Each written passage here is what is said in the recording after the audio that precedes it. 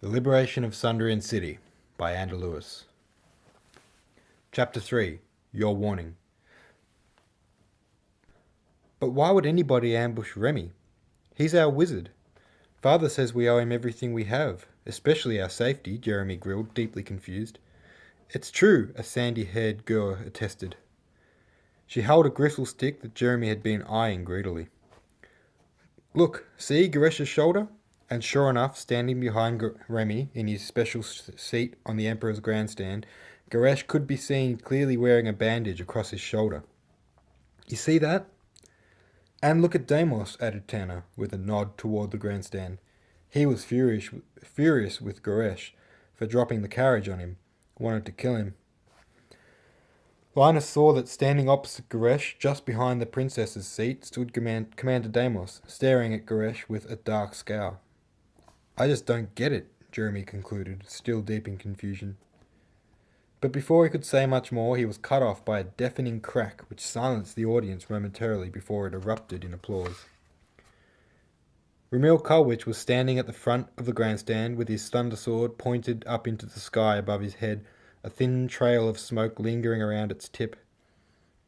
He stood still in his pose for a few seconds, allowing the audience the opportunity to admire his brilliance, before grinning broadly and bowing deeply, then returning to his seat, waving extravagantly all the way and topping it all with a flamboyant bow to the Emperor just before sitting.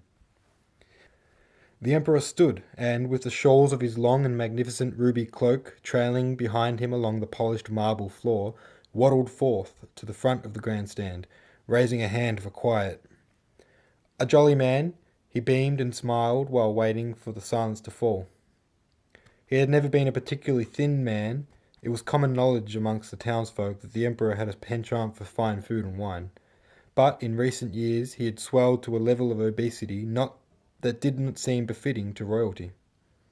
As the silence settled in, he began to address the audience in a booming voice.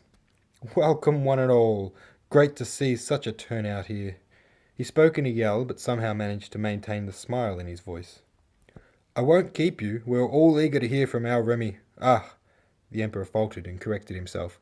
From High Lord Ramil Kulwich. But first I must make a few quick announcements. Emperor Frigg went on to make the standard announcements, which Linus had always found quite boring, and never as quick as promised. Linus, as well as everyone else, was really waiting for Remy's speech, or High Lord Ramil's public report, as it was referred to officially. Emperor Frigg started the announcements by welcoming the Frions family to the special residencies. The Frions family, a young couple with a baby, stood up and waved briefly from the bottom row of the grandstand. As the Emperor congratulated them on their lemon and rhubarb sweet cake, his new favourite treat, Linus wondered how long they would last in the special residencies. Bakers usually had a pretty fast turnaround rate, as the Emperor had a new favourite treat quite often. The crowd had already begun to shuffle and murmur as the Emperor described in passionate detail the sticky sauce that came standard with the cake. Their Emperor, beloved as he was not much one for public speaking. A shorter than it seemed while later, whilst Emperor Frigg warned of a drunken bandit who had been stealing from Valento's cellar, Linus couldn't help but notice that the princess seemed to be sitting rather sullenly. Her legs were crossed, as were her arms, and she was slouched low, leaning into the side of her chair. She faced away from her father, something that no one else dared to do whilst their Emperor spoke. She must have been the only person in a mile's radius not looking at Emperor Frigg. Apart from Linus, of course. Linus leaned close to Jeremy and whispered, "What with the princess?" Jeremy raised his eyebrows inquisitively, not quite following. Does she seem a little... Jeremy's eyebrow didn't lower while Linus searched for the right word. Moody? Jeremy shrugged flippantly, without ever breaking his gaze toward the grandstand. Maybe she... Crack!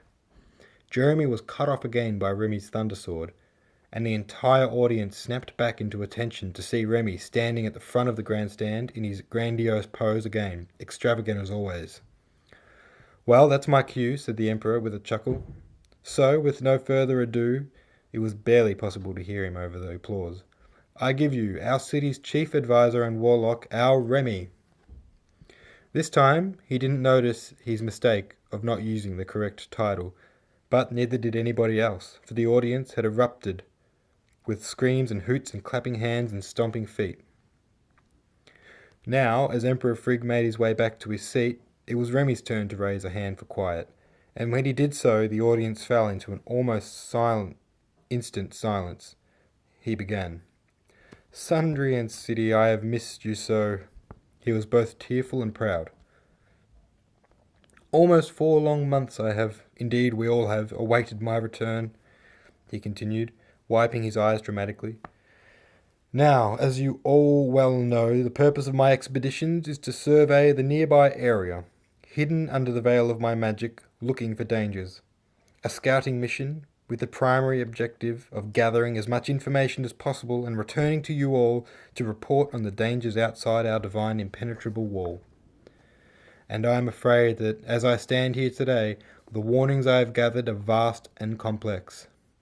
We truly walk a fine line of safety. Just last night I performed several new emergency enchantments on our wall to combat a new threat of pixie shills, which I discovered roosting not far away over the southern mountains of Greater Altair. They are a devilish little creature, ruthless and evil. At one point, one of them possessed Koresh, but I managed to expel it using the most gruesome incantation that I wish to never repeat." He peered back with an apologetic look at Goresh, who appeared to be in mild anguish over the memory of the ordeal. "But Sundrian City, before I warn you of the dangers of outside our wall, today I must warn of a new danger, one that lingers dark and brooding within our own walls, a danger that far outweighs anything I saw in the last 4 months." The audience held their collective breath. "I speak of doubt. There are people among us who doubt in myself and our city and seek to sabotage us. They seek to see for themselves what lies behind our honourable wall. And this, my friends, is a fate I would not wish upon my worst enemies. Worse still, doubt gives power to creatures like pixie shills and others far worse. They feed on it, and it empowers them, and as it grows within our city, so too are they drawn to it." A murmur of terror rumbled through the people. "This is why, beloved people of my beloved city, we must remain hopeful. We must push forth any man who doubts in the terrors of our world, for he must stand trial. We must weed out doubt."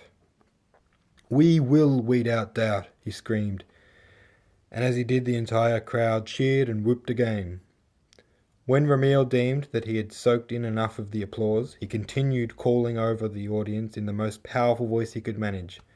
"And on that note, let us start the day's proceedings."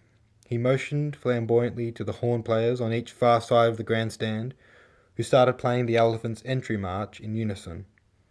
Linus wondered why he hadn't mentioned the ambush, but the thought was wiped swiftly from his mind as the thick wooden gates, deep in the pit, slid apart. He held his breath, waiting to see which elephant would walk through.